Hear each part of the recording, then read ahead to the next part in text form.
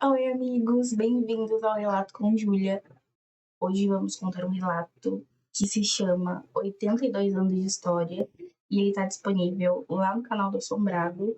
Então, dando os créditos para Ana, que contou esse relato e eu acho ele lindo e eu vou contar para vocês. Bora lá. Tenho 82 anos, moro sozinha com meus dois gatos, o enorme e o seu barriga, que, como diz o nome, também é enorme.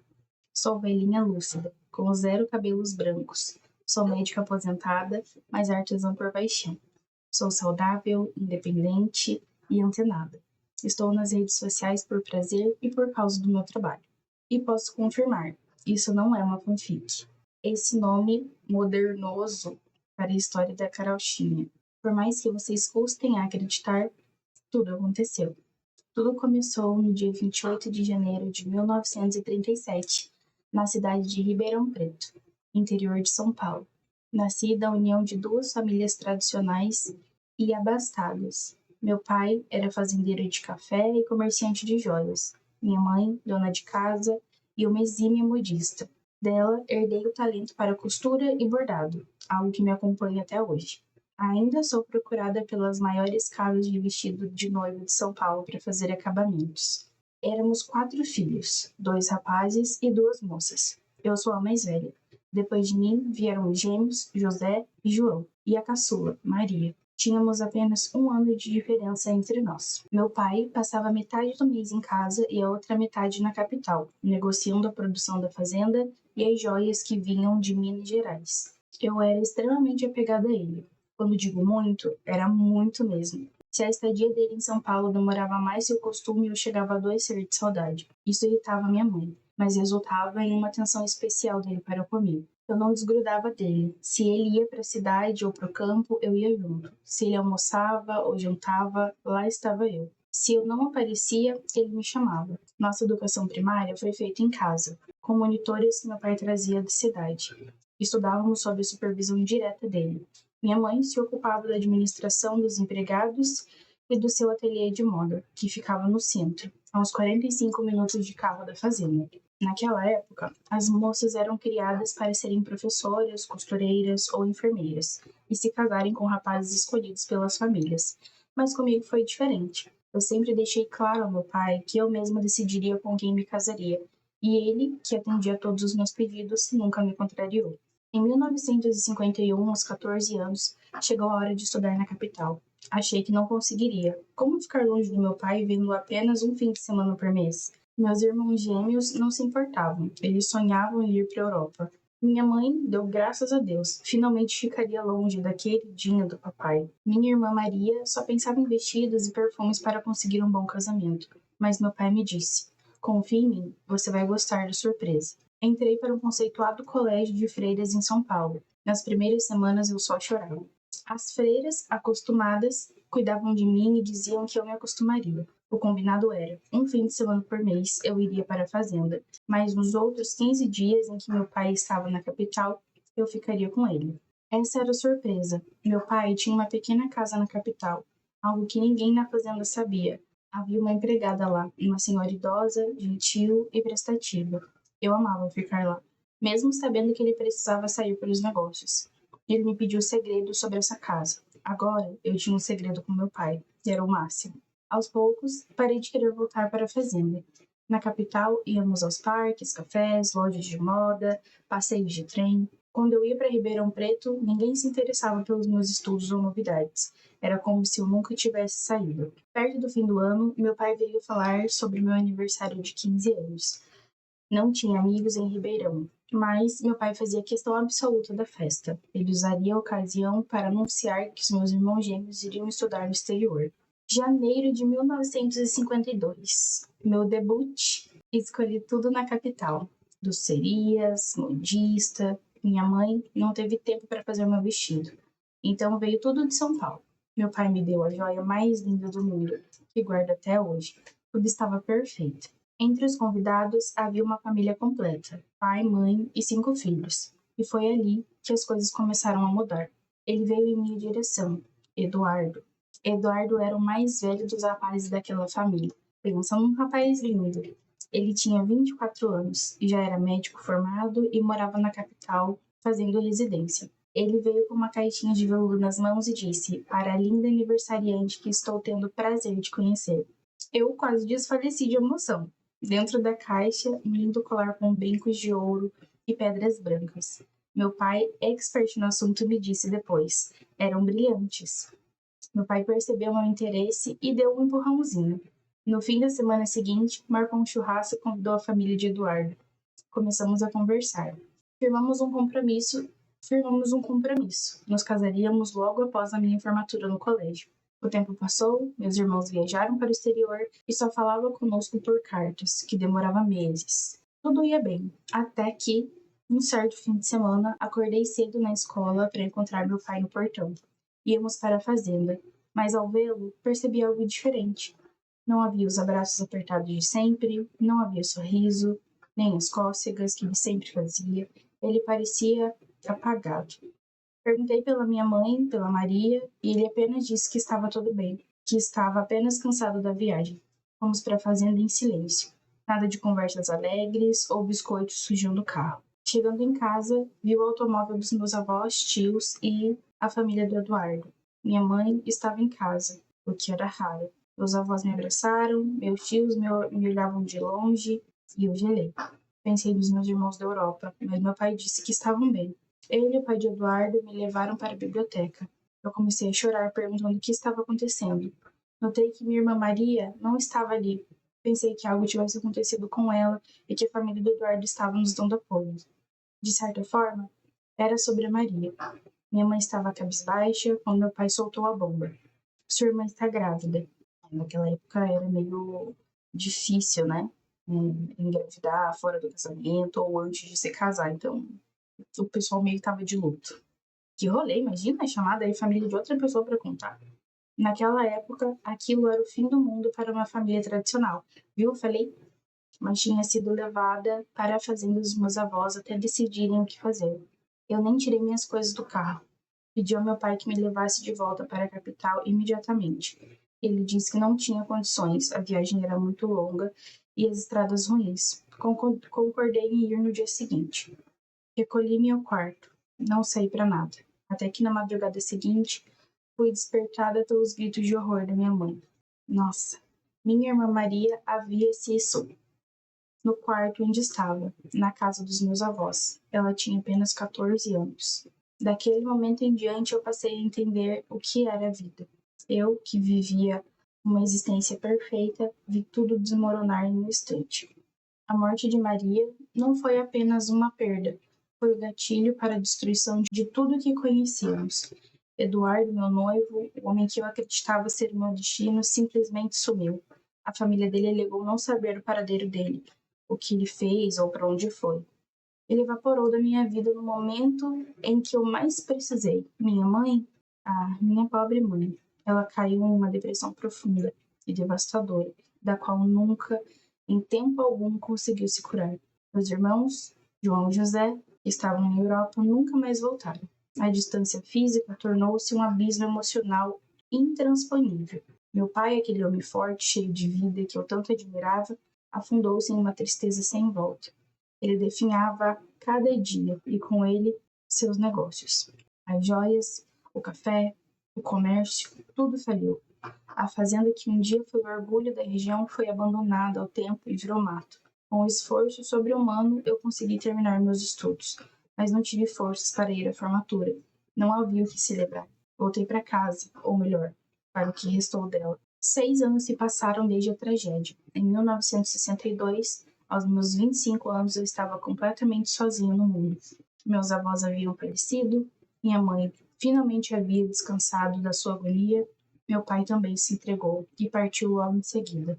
Meus estudos estavam atrasados. Meus tios, agindo como abutres, começaram a me pressionar. Eles queriam comprar a fazenda, que agora não passava de um matagal. Por uma ninharia, algumas moedas, achando que eu, uma mulher jovem e desamparada, entregaria as terras da família de qualquer jeito. Foi ali que a força do meu pai despertou em mim. Rompi definitivamente com todos eles. Vendi a fazenda para um grande grupo empresarial do ramo de laticínio por um preço que considerei justo. Aquilo me trouxe o ódio e o desprezo eterno do que restava da minha família. Fiquei ainda mais isolado, mas não me importei. Peguei a parte que era de direito dos meus irmãos, enviei para eles e mudei para aquela pequena, mas aconchegante casa na capital que meu pai mantinha em segredo. Moro nela até hoje. A senhora que trabalhava lá na minha juventude continuou comigo até os últimos dias de vida dela.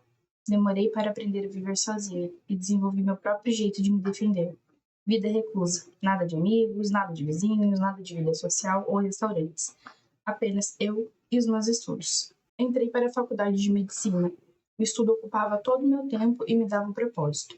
Me formei e comecei a trabalhar em um enorme hospital de São Paulo. Durante a minha residência, eu tinha o hábito, sempre que não estava atendendo, corria para a biblioteca do hospital. Foi nessas idas à biblioteca que comecei a notar um senhor. Ele estava sempre sozinho, sentado exatamente no mesmo lugar, ao fundo, longe dos olhos de quem entrava ou saía. Ele parecia imerso no que fazia, sempre lendo ou escrevendo, usava jaleco de médico. De vez em quando, outros 3 médicos vinham, o cumprimentavam rapidamente e saíam. Era uma rotina milimétrica. Numa tarde, caiu um verdadeiro dilúvio sobre São Paulo, entre o campus e a biblioteca. Havia uma área aberta e acabei ficando encharcada.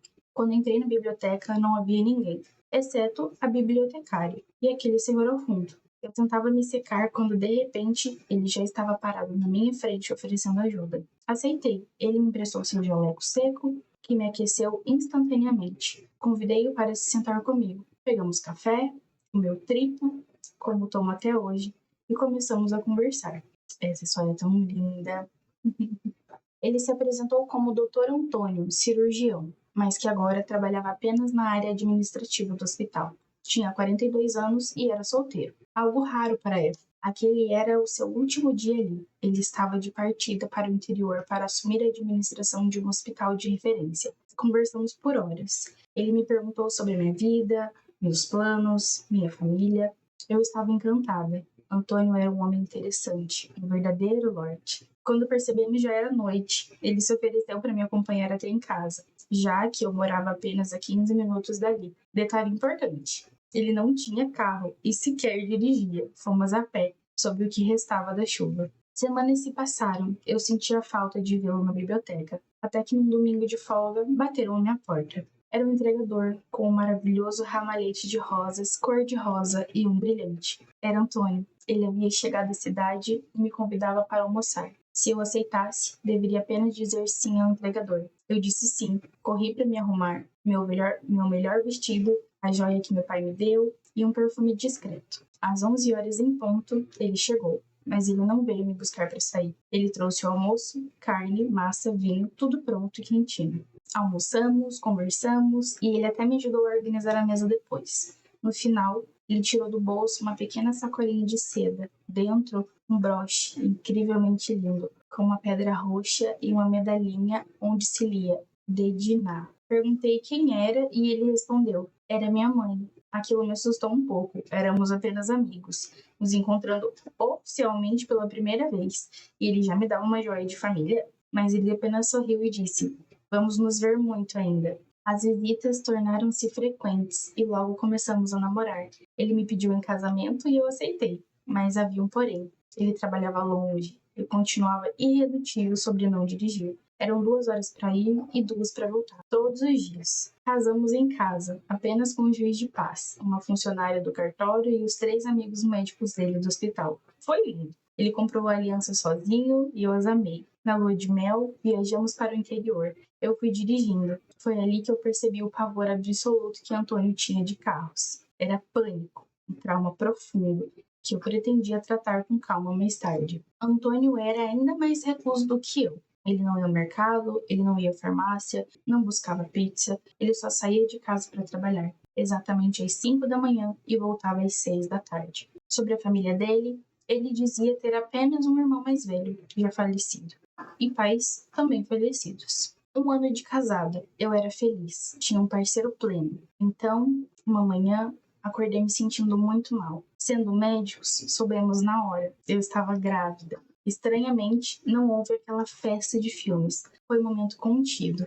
confirmamos com exames e passamos a cuidar da saúde. Em 1960 e poucos, não se sabia o sexo do bebê com antecedência. Decidi ir ao centro fazer um enxoval e exigi que Antônio fosse comigo. Ele aceitou, mas assim que entramos na loja ele passou mal. Ficou pálido e disse que me esperaria no carro. Fiz as compras às pressas, preocupada. No caminho de volta, ele melhorou, mas passou o resto do dia deitado com a pressão baixa. Com o avanço da gestação, contratei uma ajudante, a Lúcia. Ela era uma senhora experiente, indicada por um colega. Antônio só se impôs uma condição: ela deveria sair antes dele chegar e nunca trabalhar nos fins de semana. Eu aceitei. Lúcia tornou-se meu anjo da guarda. Eu estava no 8º mês quando algo aconteceu. Outubro, minha última semana de trabalho antes da licença. Um enorme acidente em uma rodovia estadual mudaria tudo. Naquela manhã de outubro, o hospital estava em alerta máximo. Recebemos a notícia de um enorme acidente em uma rodovia estadual e todos ficamos de prontidão para receber os acidentados. Como o hospital onde Antônio trabalhava era mais próximo do local do desastre, a maioria das vítimas graves foi levada para lá. Nós atendemos os casos menos graves,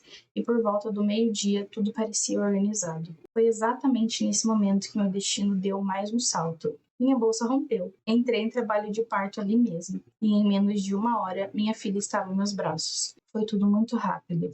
Ela era linda, enorme, e o que mais me impressionou, ela era assustadoramente a cara do pai. Eu nem tive tempo de avisar Antônio, mas estranhamente ele apareceu no quarto poucos minutos depois. Soube mais tarde que um dos nossos 3 amigos médicos o avisou. Ele entrou, a pegou nos braços, a abençoou e oramos juntos por ela. Damos a ela um nome santo e prefiro manter em segredo. Então a chamarei apenas de minha filha. Tive alta na manhã seguinte. Antônio não pôde me buscar porque o hospital dele ainda estava superlotado devido ao acidente, o que eu, como médica, compreendi perfeitamente. Lúcia foi quem me buscou. Minha filha era um bebê doce e extremamente calmo, que quase nunca chorava. Quando minhas férias acabaram, voltei ao hospital. Lúcia cuidava dela pela manhã, e o comportamento da menina era impressionante. Ela só acordava quando eu chegava, ao meio-dia, para amamentar. Aos 6 meses, algo extraordinário aconteceu. Estávamos na sala, Antônio lendo o jornal e eu preparando o almoço, quando ele me chamou baixinho. Fui lá e quase não acreditei. Nossa filha estava sentadinha sozinha, brincando com uma boneca de pano. Antônio disse que ela simplesmente se virou e sentou, do nada. O pediatra disse que era um caso incomum, mas que observaríamos o desenvolvimento dela de perto. Semanas depois, um incêndio de proporção gigantesca atingiu a distribuidora de combustível. Novamente, o caos se infestou nos hospitais. Eu sabia que Antônio estaria preso nas emergências a noite toda. Na manhã seguinte, um dos 3 amigos dele bateu à minha porta antes mesmo de Lúcia chegar. A serenidade no rosto dele me gelou. Ele me contou que, devido à falta de médicos, Antônio se ofereceu para o primeiro atendimento nas ambulâncias, no local do incêndio. Um bombeiro relatou que Antônio ouviu gritos vindo de um pavilhão em chamas. Sem autorização e movido pelo seu juramento médico, ele entrou no fogo. Com o próprio corpo, ele empurrou uma grade que prendia um jovem funcionário. O rapaz saiu correndo com as roupas em chamas, mas foi salvo. Meu marido deu a vida por outra pessoa. O rapaz saiu correndo com as roupas em chama, mas foi salvo. Meu marido deu a vida por outra vida. O reconhecimento foi doloroso. Identifiquei-o pela aliança, pela falta de uma unha no pé e por uma cicatriz na testa que ele tinha desde criança. No sepultamento, o cenário era estranho. Estávamos apenas eu e os 3 amigos médicos e os 2 funcionários do cartório que haviam feito nosso casamento. Ai, me arrepiei. Que tristeza!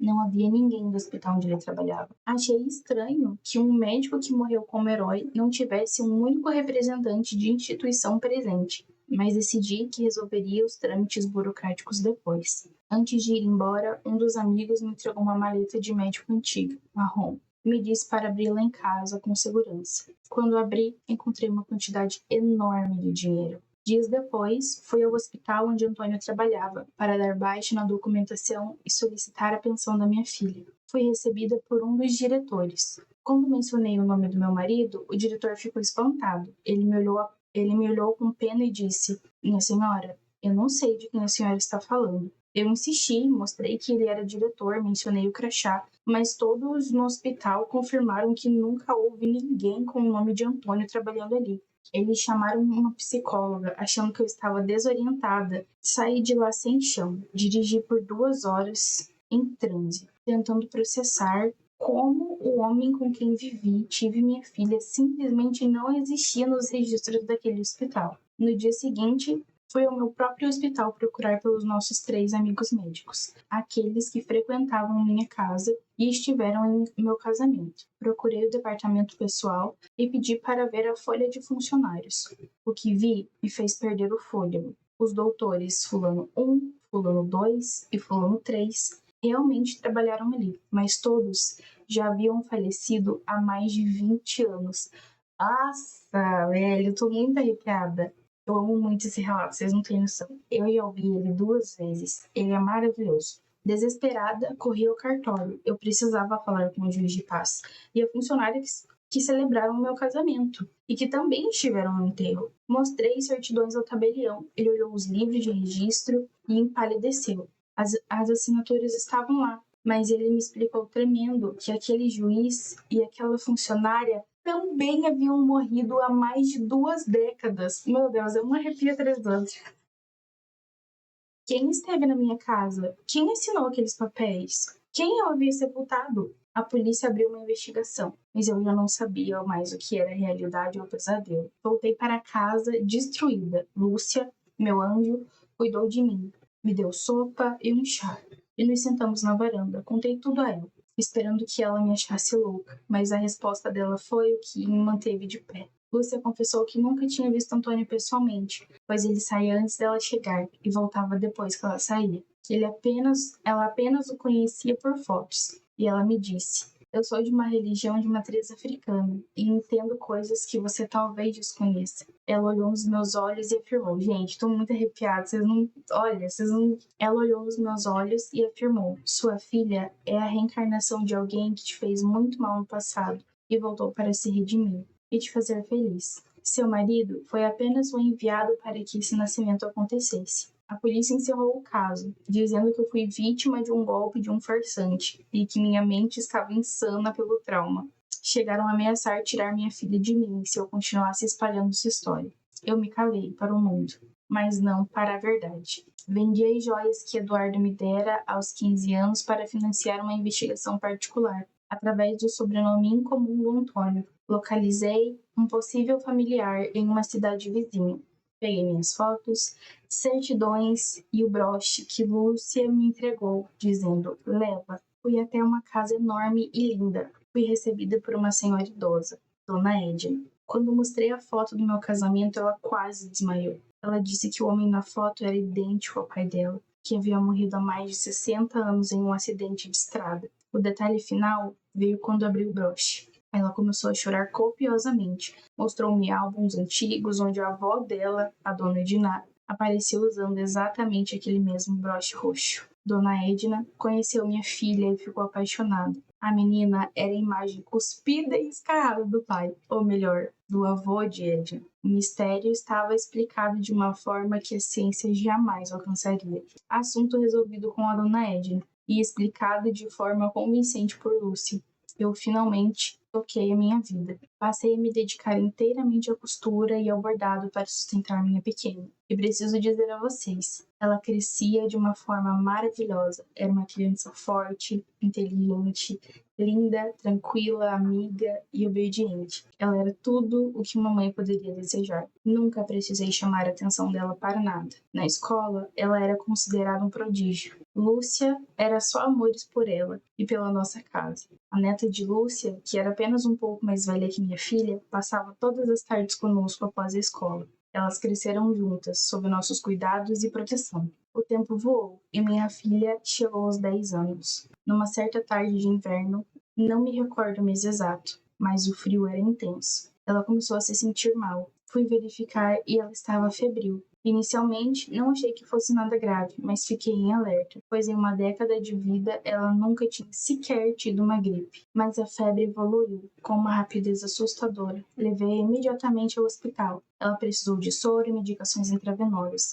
Foi a primeira vez que passamos por aquilo. Foram 2 dias de angústia profunda, com exames, investigações médicas e absolutamente nada era constatado. A febre era incessante e não cedia a remédio algum. Quer ver ela perder a filha? Ah não, se ela perder a filha eu não vou aguentar. No auge do desespero, baixei minha cabeça, fechei os olhos e roguei a Deus. Pedi que olhasse por nós e me mostrasse o que fazer. Minha filha, ardendo em febre, abriu os olhos. Ela parecia estar em um transe profundo e então ela começou a falar. Mas a voz, a expressão, não era dela. Ela disse: Eu te amo. Meu maior desejo era ser como você. Linda, a preferida. Nunca tive intenção de te magoar. Só queria estar no seu lugar uma única vez, saber como era ser você. Por isso fiz o que fiz, e por imaturidade não medi as consequências. Eu só queria ser você por um único dia, que fosse, por uma única vez, algo que era seu, um único momento. Preciso que me perdoe para eu poder descansar e evoluir. Sua filha só trará felicidade e orgulho. Eu renasci com essa missão, mas preciso que me perdoe. Naquele instante, as palavras de Lúcia ecoaram na minha mente. Sua filha é a reencarnação de alguém que te fez muito mal e voltou para se redimir. Tudo fazia sentido agora. Aquela era minha irmã, Maria. O peso de décadas de segredo, e dor finalmente encontravam um caminho para a luz. Eu a perdoei ali mesmo, de todo o meu coração. Assim que as palavras de perdão foram ditas, minha filha adormeceu profundamente e a febre começou a baixar.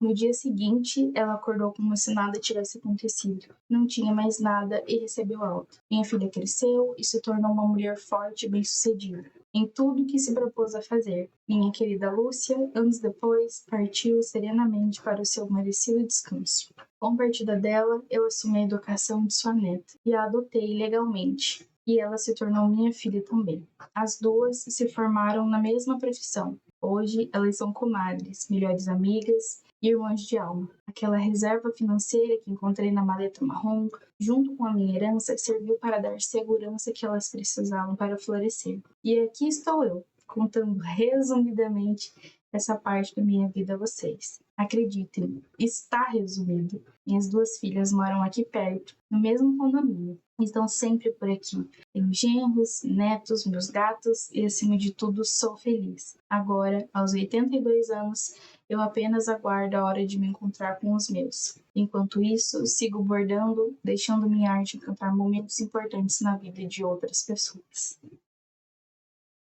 E é isso, gente. O relato foi esse. Eu assisti esse relato há uns anos atrás e eu repeti, eu assisti ele 2 vezes e agora eu tô lendo ele pela 3ª vez, então é quase como assistir pela 3ª vez. Eu acho ele extremamente bonito e também intrigante, né? Então, toda vez que eu escuto e é sempre a mesma sensação, arrepio, vontade de chorar. E ele é muito lindo. Eu espero que vocês tenham gostado. E se vocês gostaram, deixe seu like, seus comentários. Compartilhem. Vai ter sempre vídeo por aqui, no Shorts. E aqui os vídeos mais longos, tá? Inclusive, lembrando que esse vídeo tá disponível lá no canal do Assombrado. Quem conta ele é a Ana. E eu só quis trazê-lo pra cá porque eu acho ele completamente bonito. E é isso. Então, um beijo pra vocês. E até o próximo relato. Tchau!